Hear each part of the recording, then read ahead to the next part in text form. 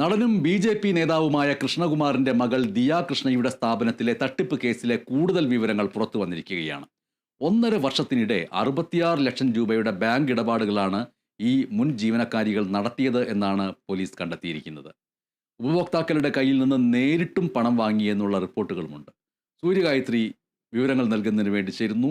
ഏതൊക്കെ തരത്തിലുള്ള കാര്യങ്ങളാണ് ഇപ്പോൾ പുറത്തു വന്നിരിക്കുന്നത്? അതിലെ 2 പ്രധാനപ്പെട്ട കാര്യങ്ങൾ നമ്മളിപ്പോൾ സൂചിപ്പിച്ചു. ഈ കേസുമായി ബന്ധപ്പെട്ട് മൊഴി നൽകാൻ ജീവനക്കാരികളെ പോലീസ് സ്റ്റേഷനിലേക്ക് വിളിപ്പിച്ചിട്ട് അവർ ഇതുവരെയും വരാത്തത് എന്തുകൊണ്ടാണ്?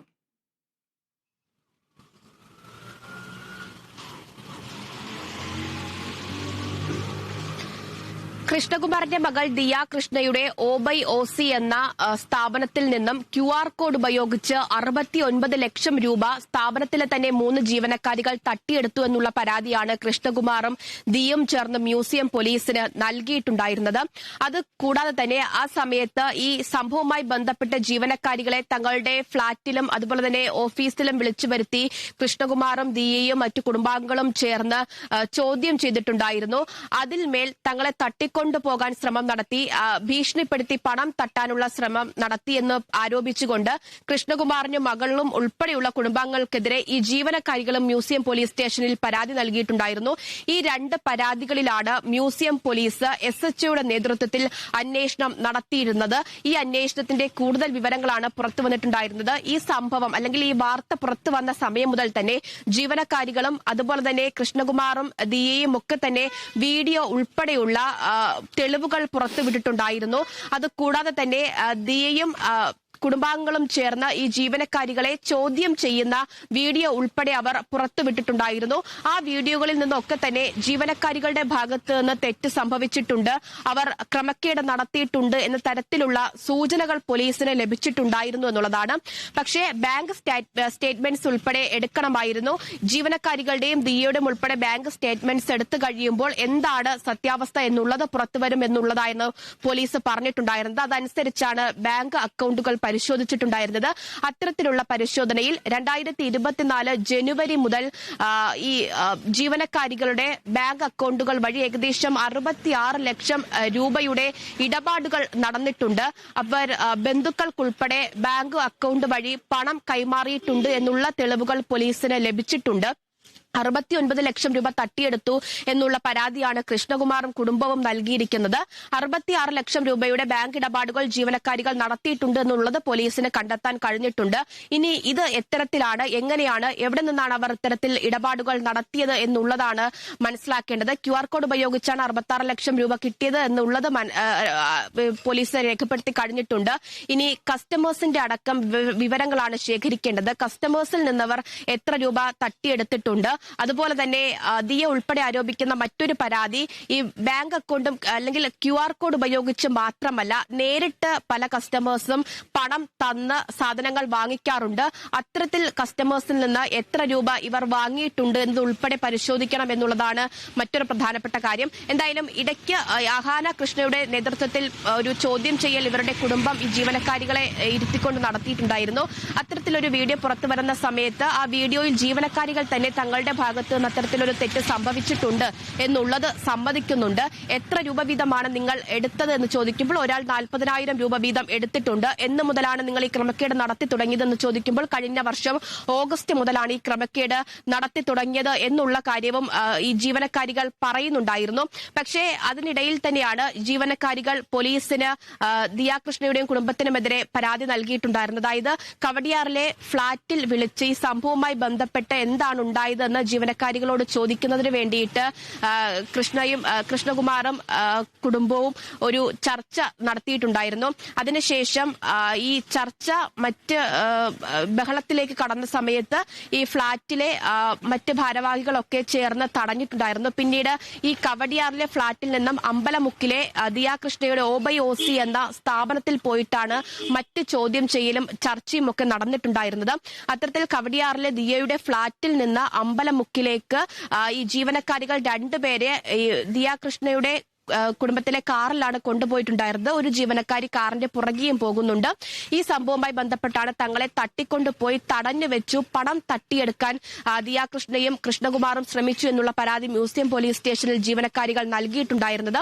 അതിന്റെ ഫ്ളാറ്റിൽ നിന്ന് ഇവർ പുറപ്പെടുന്ന ഒരു CCTV ദൃശ്യം ഉൾപ്പെടെ കഴിഞ്ഞ ദിവസം കൃഷ്ണകുമാറിന്റെ കുടുംബം പങ്കുവച്ചിട്ടുണ്ടായിരുന്നു. ഈ വീഡിയോ ദൃശ്യത്തിൽ ഇവരെ ശ്രമകരമായിട്ടാണ് ഇത്തരത്തിൽ കൊണ്ടുപോകുന്നത്, അല്ലെങ്കിൽ ഒരു തട്ടിക്കൊണ്ടുപോകലിന്റെ യാതൊരുവിധ അടയാളവും ഉണ്ടായിരുന്നില്ല. അവർ സ്വമേധയാണ് വാഹനത്തിൽ കയറി പോകുന്നത്. കൂടാതെ ഒരു ജീവനക്കാരി കാറിന്റെ പുറകെയും പോകുക ദൃശ്യമൊക്കെയാണ് ലഭിച്ചിട്ടുണ്ടായിരുന്നത്. ഈ ജീവനക്കാരികൾ നൽകിയ പരാതിയുടെ അടിസ്ഥാനത്തിൽ അവരുടെ കൂടി മൊഴി എടുക്കണമായിരുന്നു. അങ്ങനെയാണ് മൊഴി രേഖപ്പെടുത്തുന്നതിന് വേണ്ടിയിട്ട് തിങ്കളാഴ്ച ഇവരോട് പോലീസ് സ്റ്റേഷനിൽ വരാൻ പറയുന്നു. ജീവനക്കാരികൾ ഹാജരായില്ല. മൊഴി നൽകുന്നതിന് വേണ്ടി പോലീസ് സ്റ്റേഷനിൽ എത്തിയിട്ടുണ്ടായിരുന്നില്ല. തുടർന്ന് കഴിഞ്ഞ ദിവസം, അതായത് ജീവനക്കാരികളുടെ മൊഴി ഏത് സമയത്ത് എടുക്കണമെങ്കിലും അവരുടെ വീട്ടിൽ ചെന്ന് രേഖപ്പെടുത്തണം എന്നുള്ള ഒരു നിയമം നിലനിൽക്കുന്നുണ്ട്. അതുകൊണ്ട് തന്നെ കഴിഞ്ഞ ദിവസം രാത്രി ഉൾപ്പെടെ പോലീസ് ജീവനക്കാരികളുടെ വീടുകളിൽ അവർ നൽകിയ പരാതിയിൽ മേൽ അവരുടെ മൊഴി രേഖപ്പെടുത്തുന്നതിന് വേണ്ടിയിട്ട് പോയിട്ടുണ്ടായിരുന്നു. പക്ഷേ വീടുകളിൽ ജീവനക്കാരികൾ 3 പേരും ഉണ്ടായിരുന്നില്ല എന്നുള്ള വിവരമാണ് പോലീസിന് ലഭിക്കുന്നത്. വക്കീലിനെ കാണാൻ പോയി എന്നുള്ള മറുപടിയാണ് വീട്ടിലുണ്ടായിരുന്ന മറ്റുള്ളവരിൽ നിന്ന് ലഭിച്ചിട്ടുണ്ടായിരുന്നത്. പിന്നീട് അവരെ ബന്ധപ്പെടാൻ ശ്രമിക്കുമ്പോഴും പോലീസിന് ലഭിച്ചിട്ടില്ല എന്നുള്ളതാണ് മനസ്സിലാക്കുന്നത്. നിലവിൽ ഈ 3 ജീവനക്കാരികളെ സംബന്ധിച്ചുള്ള വിവരവും അവ്യക്തമായിട്ട് തുടരുന്നുണ്ട്. ഇവർ മൊഴി നൽകാൻ പോലീസ് സ്റ്റേഷനിൽ എത്തുന്നില്ല. അവരെ കോൺടാക്ട് ചെയ്യാൻ ശ്രമിച്ചിട്ടും കിട്ടുന്നില്ല. ഇവർ വീടുകളിലും ഇല്ല എന്നുള്ളതാണ് മനസ്സിലാക്കാൻ സാധിക്കുന്നത്.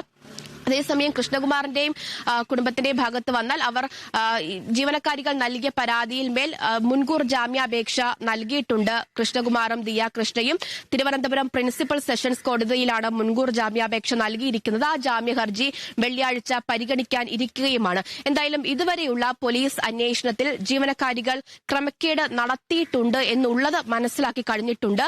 ഇനി കൃത്യമായിട്ട് എത്ര രൂപയാണ് ഈ സ്ഥാപനത്തിൽ നിന്ന് ഈ QR കോഡ് തട്ടിപ്പ് വഴി ഇവർ ബാങ്ക് അക്കൗണ്ടുകളിലേക്ക് മാറ്റിയിട്ടുള്ളത് എന്നത് മനസ്സിലാക്കേണ്ടതായിട്ടുണ്ട്.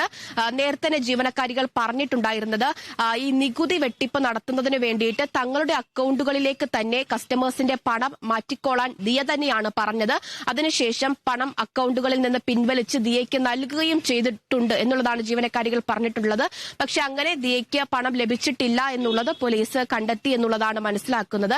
ഇനിയിപ്പോൾ ഈ ബാങ്ക് അക്കൗണ്ട് സ്റ്റേറ്റ്മെന്റ്സ് ഒക്കെ പരിശോധിച്ച് കസ്റ്റമേഴ്സിൽ നിന്ന് എത്ര രൂപയാണ് ഇവർ വാങ്ങിയത് കൃത്യമായിട്ട് അത് കൂടാതെ തന്നെ നേരിട്ട് കസ്റ്റമേഴ്സിൽ നിന്ന് ഇവർ പണം വാങ്ങിയിട്ടുമുണ്ട്.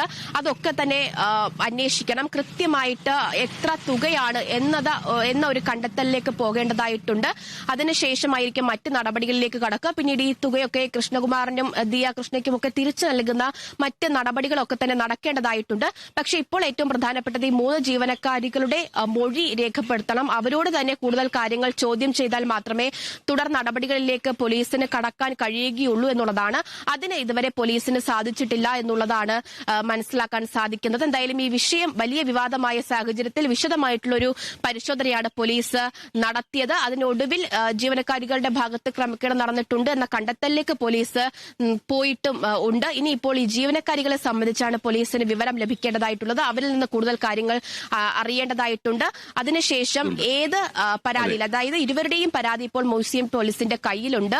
ഇതിൽ ഏത് പരാതിയിലാണ് കഴമ്പുള്ളത്, ആ പരാതിയിൽ മേൽ കുറ്റപത്രം നൽകിയതിനു ശേഷം മറ്റു പരാതി തള്ളിക്കൊണ്ട് തുടർ നടപടികളിലേക്ക് പോലീസ് നീങ്ങും. നടൻ ജി കൃഷ്ണകുമാറിന്റെ മകൾ ദിയ കൃഷ്ണയുടെ ആഭരണക്കടയിൽ നിന്ന് ജീവനക്കാരികളുടെ അക്കൗണ്ടിലേക്ക് QR കോഡിലൂടെ 66 ലക്ഷം രൂപ എത്തിയതായിട്ടാണ് പോലീസ് കണ്ടെത്തിയിരിക്കുന്നത്. 3 ജീവനക്കാരുടെ ബാങ്ക് സ്റ്റേറ്റ്മെന്റ് കൃത്യമായിട്ട് പരിശോധന നടത്തിയതിൽ നിന്ന് ഈ ഒരു വിവരം ലഭിച്ചു എന്നാണ് പോലീസ് സൂചിപ്പിക്കുന്നത്. ഇതേക്കുറിച്ച് ജീവനക്കാരികളുടെ മൊഴിയെടുക്കാനായിട്ട് രാത്രി പോലീസ് ഇവരുടെ വീടുകളിൽ എത്തിയെങ്കിലും അവർ സ്ഥലത്തില്ലായിരുന്നു. ഇന്നലെ ഹാജരാകാൻ നിർദ്ദേശിച്ചുവെങ്കിലും എത്തുകയും ചെയ്തില്ല. 3 പേരും സ്ഥലത്തില്ല എന്നാണ് വിവരം എന്നാണ് മ്യൂസിയം SI സൂചിപ്പിച്ചിരിക്കുന്നത്. 66 ലക്ഷം രൂപ അക്കൗണ്ടിൽ വന്നിട്ടുണ്ട് എന്ന് ഇവരുടെ സ്റ്റേറ്റ്മെന്റ് പരിശോധന നടത്തിയതിൽ നിന്ന് മനസ്സിലാക്കിയെങ്കിലും ഇവർ ഈ പണം ചെലവാക്കിയത് എങ്ങനെയെന്ന് കണ്ടെത്താൻ കഴിഞ്ഞിട്ടില്ല.